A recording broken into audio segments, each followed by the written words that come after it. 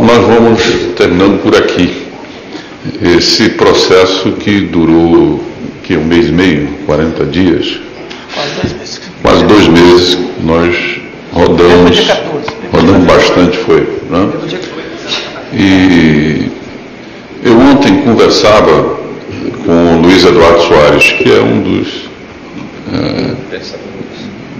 pesquisadores, estudiosos do tema. E conversamos muito, mas muito. Trocamos muitas ideias. Ontem foi um dia que a gente, muita chuva, aproveitamos para conversar bastante. E eu dizia, Luiz, constatando que você teve poucos avanços, né, da chamada redemocratização para cá, por que é tão difícil avançar na área de segurança? E ele fez algumas observações. Primeiro, né, a dificuldade de se produzir consensos nessa área, né? Uma coisa que me impressionou muito, eu já comentei, né, foi, digamos assim, a disputa, o conflito que você percebe entre as polícias e no interior das polícias e entre as polícias e o Ministério Público e vice-versa, né? Apontando, então, para a necessidade de uma discussão profunda e, como aqui foi dito por vários dos membros da mesa, que também se manifestaram, se despindo das suas vestes corporativas, né? Senão você não tem capacidade de dialogar. Se você não tenta ver o mundo com o olhar do outro, quer dizer, se você não empatiza, né, se você não faz o esforço para sair do seu ponto de vista e procurar entender o ponto de vista do outro, você não dialoga. Não há possibilidade de diálogo. E aí também, se não há diálogo, também não há acordo, não há consenso, coisa nenhuma. Eu disse isso e repeti várias vezes isso ao longo desses nossos debates, né, e dizendo sempre a todos, se vocês não produzem, ou se nós não encontramos um terreno mínimo de consenso, não será o Congresso que vai fazê-lo. E para você conseguir uma PEC de 308 votos para mudar a segurança, por exemplo, fica muito mais difícil. Fica quase que impossível, sobretudo no bojo de uma crise como nós estamos vivendo. Mas na conversa com o Luiz Eduardo, ele falou dessa coisa do consenso, que eu já tinha percebido, e falou uma outra coisa que me toca, né? Afinal, eu venho de um espectro ideológico à esquerda, tá certo? A minha vida inteira sempre me defini como alguém que era pró-socialismo, enfim, as minhas escolhas, né, de vida são essas, em que pese todos os tropeços, e não são poucos que a gente tem vida fora. Mas ele falou uma coisa, Gonzaga, que diz o seguinte: a esquerda, de um modo geral, tá certo, ela tem uma visão míope da questão da segurança, né, que se traduz mais ou menos no seguinte: se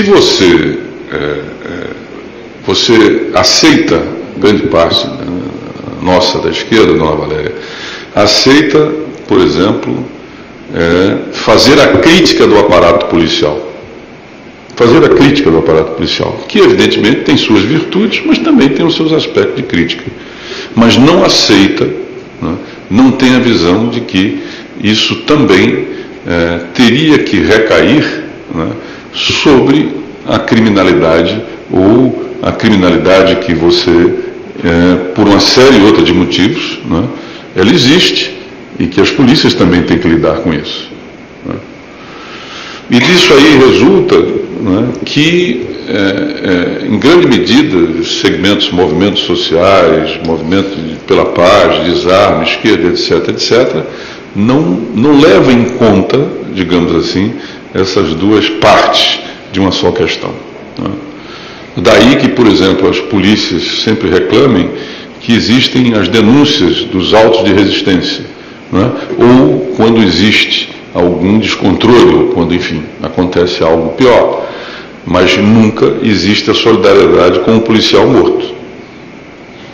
Com um policial que tomba, não é, para defender a tutela do bem maior que é a vida, em larga medida. Não é certo? E o que eu acho que nós precisamos entender, a essência, e finalizando isso, é o seguinte: uma sociedade não terá direito à segurança que merece, que quer, se não valorizar né, as suas polícias. É a valorização que é o grande travo, inclusive para essas questões, disfunções, tá certo? E inclusive tragédias que vêm acontecendo. Então, valorizar o policial, né? Obviamente que dentro de um aparato reformado e também com capacidade de prover recursos e etc, etc, é uma missão da quem tem um compromisso democrático nesse país, né?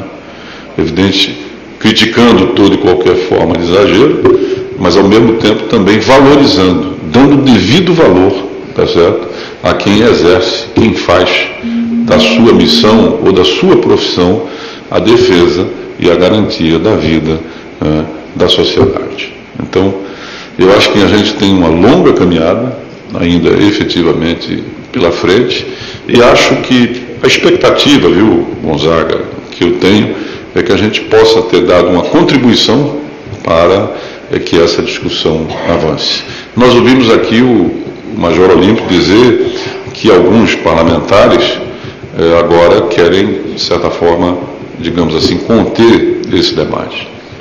Eu acho que, sem faltar nenhum respeito a nenhum deles, e inclusive a opinião de quem pensa assim, mas esse debate está na sociedade agora. Tá certo? Esse e outros debates estão na sociedade. Né? E pode ser que se adie, não falo de um ponto especificamente, estou falando da agenda na área de segurança. Pode ser que ele, inclusive, porque politicamente viram tantas coisas ser adiadas, mas volta como um efeito bumerangue. Volta. Não tenho a menor sombra de dúvida. Como dizia, e muito bem, Dom Helder Câmara, com quem eu quero encerrar aqui as minhas palavras, mas não sem antes fazer um agradecimento, vocês me permitam. Eu quero chamar o Marcelo e a Patrícia. Vocês podem vir aqui, por favor, Marcelo e Patrícia? Hein? Fábio, perdão, desculpa, Fábio. Esse pessoal e mais um conjunto que aqui não se encontra nos deu um suporte, um apoio simplesmente impecável ao longo de todo esse trabalho que não poderia ter se realizado se não fosse eles. Então eu peço uma salva de palmas.